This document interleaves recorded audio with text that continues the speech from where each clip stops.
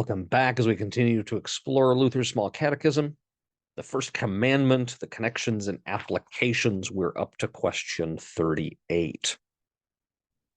Question 38 asks us to read Exodus chapter 20, verses 1 to 3, and then address the question, why do the commandments begin with the words, I am the Lord your God who brought you out of the land of Egypt? So Exodus 20, verses 1 through 3. And God spoke these words, saying, I am the Lord your God, who brought you out of the land of Egypt, out of the house of slavery. You shall have no other gods before me. With this beginning to the Ten Commandments, God places a historical identifier around and frames the reason why God is speaking this way to his people. God has promised and made all sorts of promises specifically to Abraham, saying that this people would exist, that the Israelites would be a nation that comes from him. And now, as this nation is being formed, God is coming back to his people and reminding them who he is in the context in which they have been gathered and find themselves at this point at the foot of the mountain, Mount Sinai, receiving God's commands. And so the beginning, that you should have no other gods before him, begins with the context in which God has developed relationship and promise and covenant with his people, so that then they understand the reason that they are who they are, how they have been claimed and named by God, and whose they are. That's the foundation for where the rest of the commandments themselves go.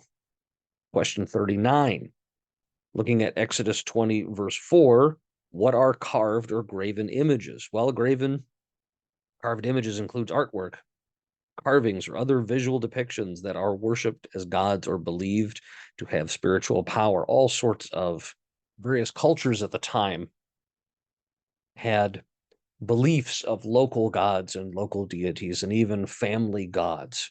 And the idea was that you traveled from place to place. You might bring your own deity and god with you, but you would also respect the local deity. And so Exodus 20, verse 4, you shall not make for yourself a carved image or any likeness of anything that is in heaven above, or that is in the earth beneath, or that is in the water under the earth. You don't do it. It was common practice, but it wasn't to be done.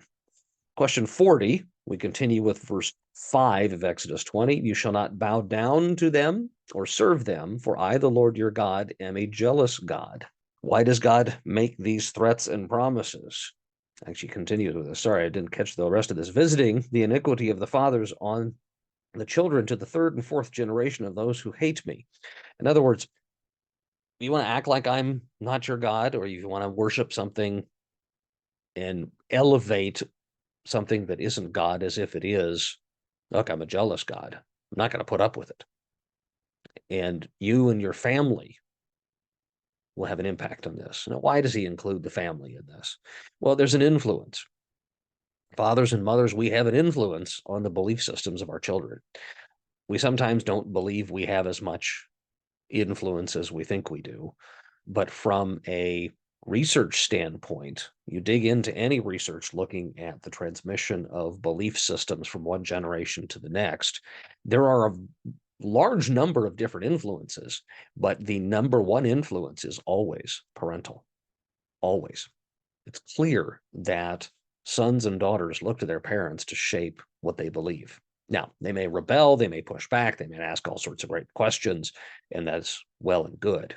But don't believe for any moment that we don't have an influence. And so in the midst of this, God is calling us and telling his people there, don't create something that is a substitute for who I am, the one and true God. Don't worship anything other than me. Question 41, do all religions worship the same God? Simple answer, no. All religions do not worship the same God. Some religions teach that life includes a spiritual dimension, but they reject the Creator and his salvation in Jesus. So they clearly don't.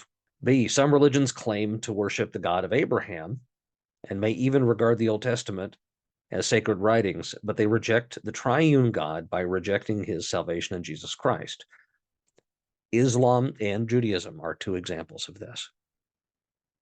One could even throw into there, perhaps even Mormonism, who has an affinity, there's a connection point, but yet their understanding of who God is very different. Some religions claim to be Christian and hold the Bible sacred, but reject Scripture's witness that Jesus is the true Son of God, one with the Father, and therefore also deny the doctrine of the Trinity. Again, coming back to Mormons on this one, also including Jehovah's Witnesses. Some religions' practices involve seeking help from supernatural forces rather than God the Creator, who has revealed himself in Jesus Christ. So using satanic arts, Wicca, sorcery, etc., these types of things are substitutes, trying to use spiritual forces that are other than God. Some religions or moral philosophies combine elements of the above, idolize humanity, or simply believe in a generic deity. For example, you've Christian Smith's idea about moralistic therapeutic deism. There's a God out there. He's expects you to be moral, and he cares about you and is there to therapeutically soothe your conscience and so forth. But it's deistic in the sense that God is not personally involved with you unless you seek him out. Humanism, lodges of certain kinds all fit in this. But the key in this is they reject God's exclusive revelation of salvation in Jesus Christ alone. And the last in this section, the one true God reveals himself as Father, Son, and Holy Spirit. This one true God in the person of the Son became flesh in Jesus Christ. There is no other God. If any other religion puts forward any other construct and understanding of the world that denies the centrality of Christ, they're not worshiping the same God. Even if we use similar terminology, we have to actually spend the time to unpack what the terms mean. When we say we believe in God, well, what does that mean? Are we talking about the triune God? If we're talking about the triune God, how do we understand who Jesus is? Understand the person and work of Christ? Those are critically important questions that we have to answer in the midst of this. All right, so that's the end of walking through all the first commandment stuff. Next time we will jump into the second commandment. God bless.